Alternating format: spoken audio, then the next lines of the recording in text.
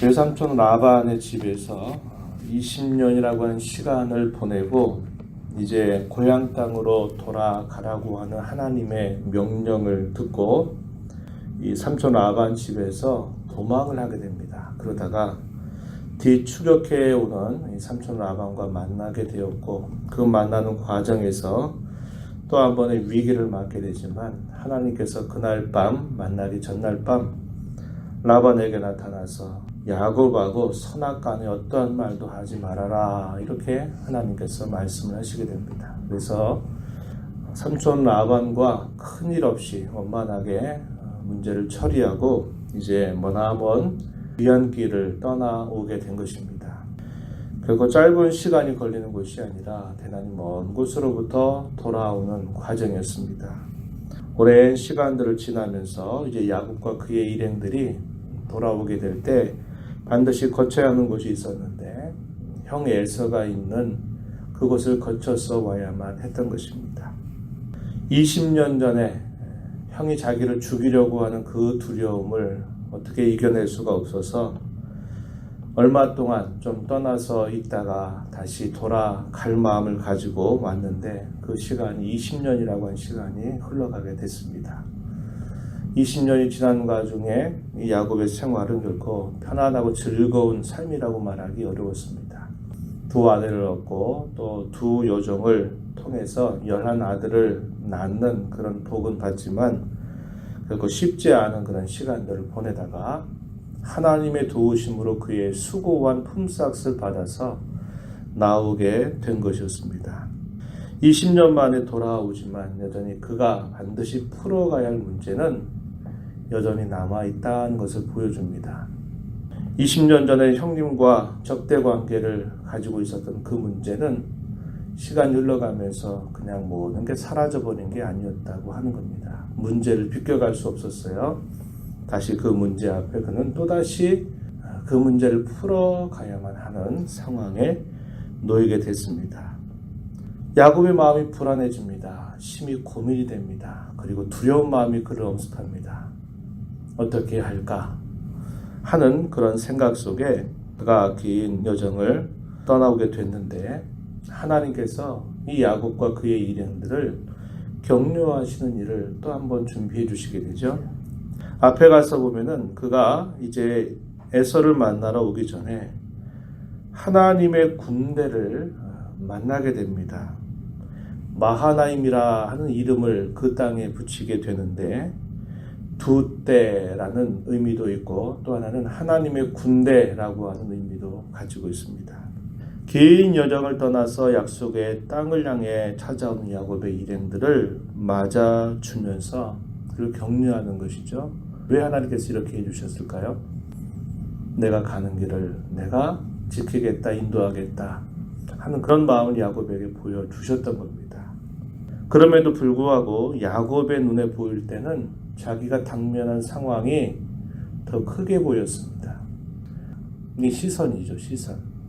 자기의 주어진 상황을 어떻게 볼 것인가 하는 겁니다. 근데 야곱은 여전히 그의 믿음이 하나님 앞에 깊지 않았습니다. 하나님께서 지나온 생애 가운데서 자기를 돌보시고 인도하셨다는 것은 지나고 나서는 깨닫는데 그의 일상의 삶 속에서 하나님이 자기와 함께하고 있다는 사실을 잘 깨닫지 못하고 자기 인간적인 방도, 자기 인간적인 생각을 가지고 살아가고 있는 것입니다. 그러니 그의 마음 속에 자기가 당면한 그 상황이 더 크게 보일 수밖에 없었다 하는 것이죠. 그럼 여기를 통해서 그걸 배우는 겁니다. 어떤 일을 만나고 어떤 상황을 겪었을 때 하나님께 도움을 구하는 건 마땅히 해야 될 일이지만 그렇게 되다 보면 항상 어떤 과정이 있느냐, 그 상황 때문에 내가 하나님을 더 의리하지 못하는 이런 많은 갈등의 시간들을 갖게 된다는 것이죠. 그러나 매일매일 내가 하나님과 함께 동행하는 삶을 살아간다고 하면 상황보다 하나님이 더 크게 보일 수 있는데 필요할 때 하나님 찾고 언제나 하나님은 그의 삶 속에 함께 하셨는데 자기는 그 사실을 날마다 잊어버리고 자기 마음대로 살아오다 보니까 상황이 너무나 크게 보였고 그 두려움은 어찌할 수 없었던 것입니다. 먼저 종들을 보내서 자기가 가고 있다는 것을 형에게 알리는데 이 종들이 돌아와서 하는 보고를 들어보니까 군사 같은 400명의 사람들을 데리고 에서가 다가서고 있다고 하는 소식을 듣습니다. 이 말을 들으니까 하나님의 군대를 만났던 경험들도 싹 사라져 버리게 되는 거죠. 왜? 그의 형 에서가 데려온 400명의 군사는 눈에 보이거든요. 그러니까 하나님의 군대보다도 더 강해 보이는 마음을 갖게 됐고 그로 인해서 심히 두려워하고 답답하여 하게 됩니다. 7절 한번 가서 보시죠. 야곱이 심히 두렵고 답답하여 자기와 함께한 동행자와 양과 소와 낙타를 두 떼로 나누고 이렇게 표현했습니다. 그러다 보니까 자기가 할 수 있는 그런 방도가 뭐냐, 두 떼로 나누어서 만약에 한 떼를 형 에서가 치면 한 떼만큼은 내가 도망쳐야 되겠다, 이런 또 꾀를 부리게 된 것입니다. 그러면서 그가 하나님께 기도를 드려요. 9절로부터 쭉 소개가 되는데 자신의 조부의 하나님 또 아버지의 하나님 여호와의 이름을 부르면서 택한 백성들과 언약을 하시고 그대로 이루시는 참되신 하나님의 이름을 부르게 됩니다. 그리고 당대 이루신 약속의 성취를 체험하며 고백하면서 하나님의 약속을 붙잡고 보호해 주시고 구원해 주시기를 기도하게 됩니다. 9절 잠시 보시죠. 내 조부 아브라함의 하나님, 내 아버지 이삭의 하나님 여호와여, 주께서 전에 내게 명령하시기를 내 고향 내 족속에게로 돌아가라. 내가 내게 은혜를 베풀리라 하셨나이다.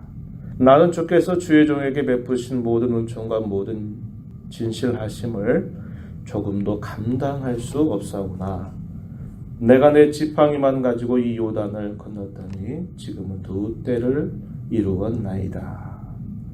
그러면서 자신의 솔직한 심정을 말씀드리죠. 11절 중간 보니까 내가 그를 두려워함은 그가 와서 나와 내 처자들을 칠까 겁이 나기 때문입니다.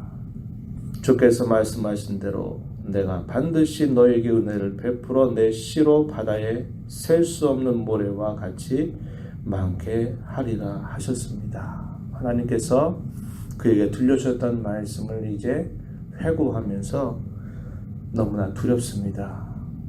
나와 내 처자와 내 모든 소유를 다 치고 빼앗을까 두렵습니다. 이렇게 진솔하게 하나님께 말씀을 드리게 됩니다.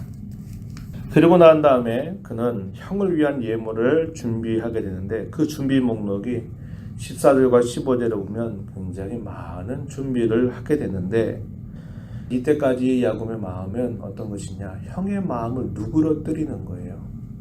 어떤 마음이 더 중요할까요?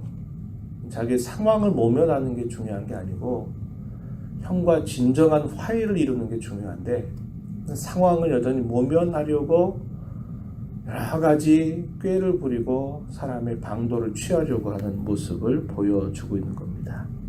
그리고 야곱의 대처가 예물을 보내고 그리고 아내와 11 자녀를 보내고 마침내 자신이 이제 가려고 하게 된 것입니다. 약복강 나루를 지나게 될 그때 그는 홀로 남아있는 상태가 됐어요. 우리가 읽은 본문 후반부 24절부터 32절 내용에서는 천사와 씨름한 야곱의 모습이 그려집니다. 홀로 남은 야곱은 더 그의 마음이 조급해지고 불안한 마음을 감출 수가 없게 돼요. 24절 앞에 보니까 조급하고 불안하고 두려움이 그를 더 깊이 엄숙하게 되는 겁니다. 약복 나루에 있는 동안에 어떤 한 낯선 사람이 그를 찾아와서 그와 더불어 씨름하는 일이 일어나게 됐어요. 근데 그 씨름을 걸어오는 주체가 야곱이 아니라 그 낯선 사람이 씨름을 걸어온 겁니다. 본문을 잘 보면 야곱이 붙잡고 막 어떻게 했는지 막 매달리고 그런 게 아니라 그 낯선 사람이 야곱을 먼저 씨름을 걸어오게 됐다는 거예요. 근데 이 낯선 사람의 정체가 보니까 분이엘이라고 하는 이름을 짓게 되죠. 하나님의 얼굴, 하나님을 만나게 된 겁니다. 그분이 찾아와서 이 야곱에게 씨름을 걸어온 거예요. 야곱이 막 걸어서 붙잡고 늘어진 게 아니라 대상이 다르다 이 말입니다.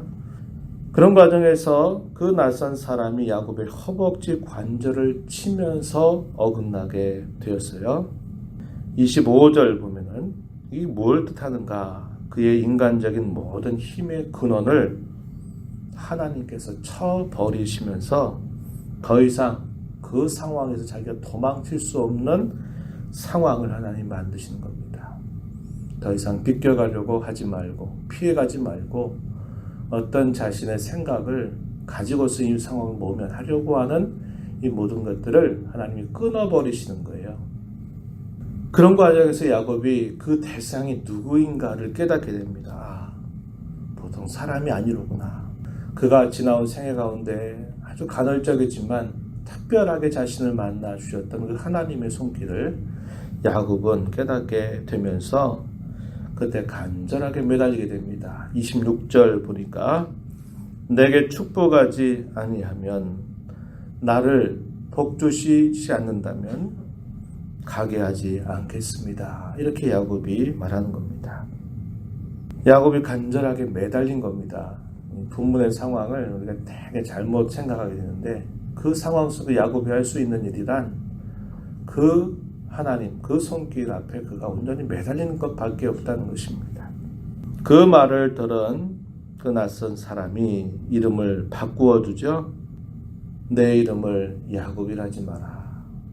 이스라엘이라 이름을 바꿔라. 이렇게 말씀합니다.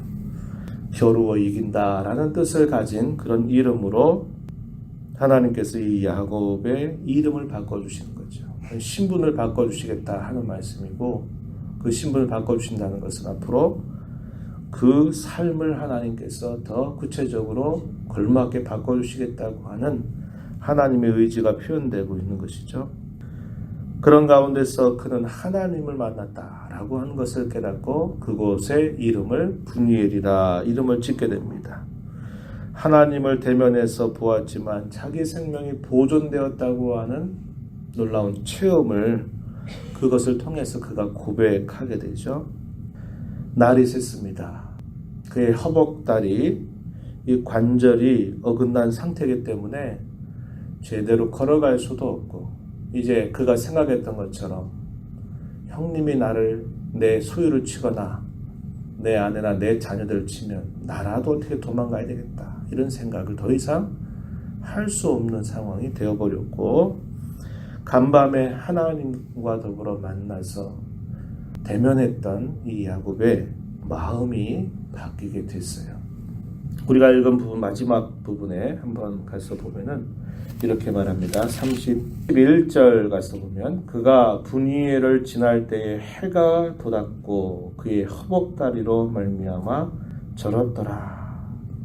인간적인 생각으로 봤을 때는 더 처절한 상태가 된 것처럼 보이지만 그의 마음은 평안과 기쁨을 얻게 되었다고 하는 겁니다.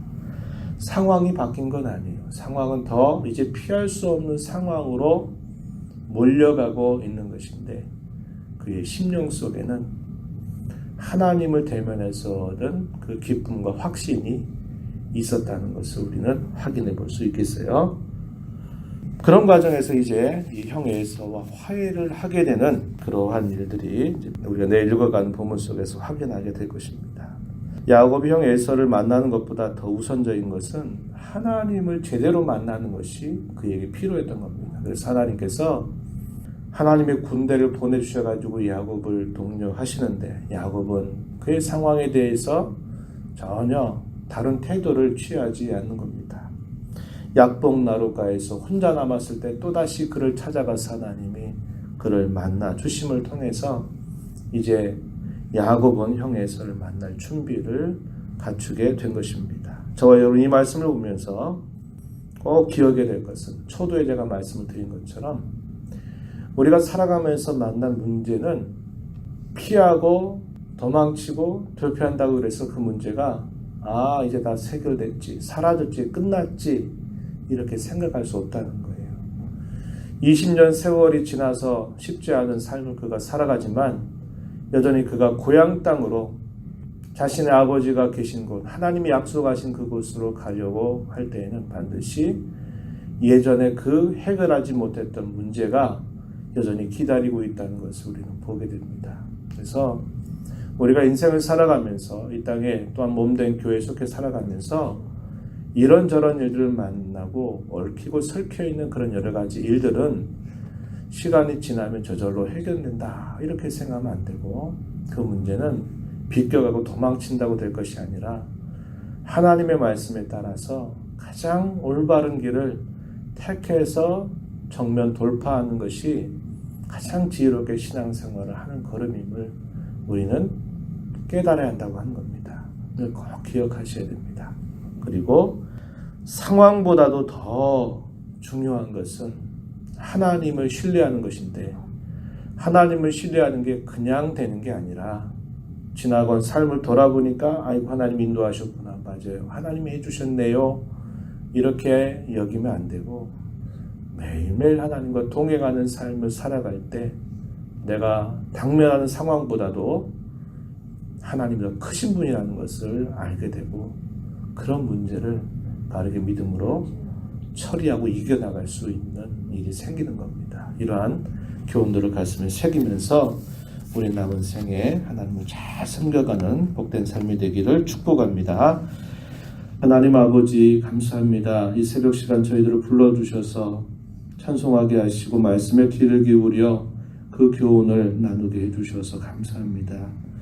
야곱의 삶을 생각해 보면서 우리가 하나님을 섬긴다고 여기며 살아가는 저희들의 삶의 모습이 어떠한지를 거울에 비추어 보듯이 저희들이 보게 됩니다.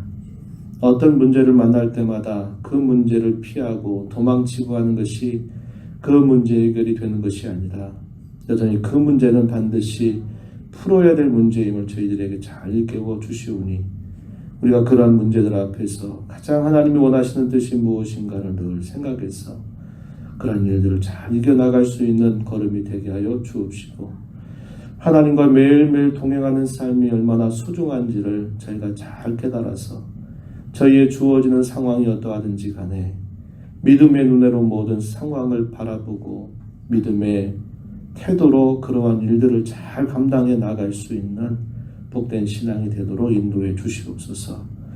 오늘도 주와 변해를 바라보며 나온 모든 심령들을 용납하시고 강구의 길을 기울여 주시고 기도 가운데 하나님을 배웁고 하나님의 음성을 듣는 시간 되게 하시며 복된 하루를 믿음 안에서 살아가는 저희들이 되도록 인도해 주시옵소서. 예수님 이름으로 간절히 기도하옵나이다. 아멘.